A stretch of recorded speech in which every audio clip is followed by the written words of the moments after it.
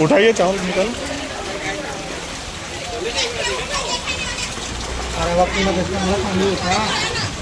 डूब गया था। अरे कटल खोलना नहीं।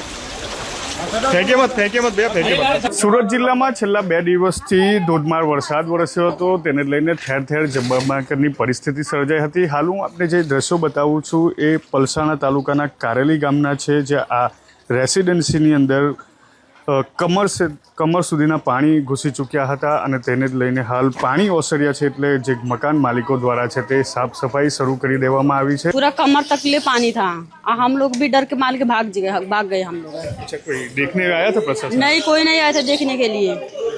कितना नुकसान हो चुका है? कितना बहुत सारा नुकसान हो चुका हम लोग को, रहने की जगह भी नहीं है, कुछ भी नहीं है।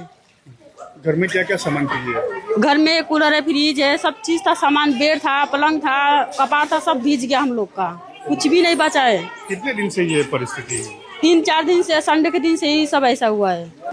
દ્રશ્યમાં જોઈ શકાય છે કે જે રીતે ઘરની બહાર આ તમામ જે ખાટલો હોય, પલંગ હોય, ખુરશી હોય કે કપડાં હોય, તમામ છે તે कीचड़માં खराब થઈ ચૂક્યા છે। सामान टूट गया है, पूरा बिगड़ गया है, सब स्पीकर टीवी सब खराब हो रहा है। देखो वहाँ पे सब बिखरा पड़ा है घर में अंदर। ये दीवार टूट गई थी क्या? हाँ, ये सब गिर गई कल से, पूरा पानी अंदर बिक गया है, तो पूरा सामान बह रहा है अंदर से।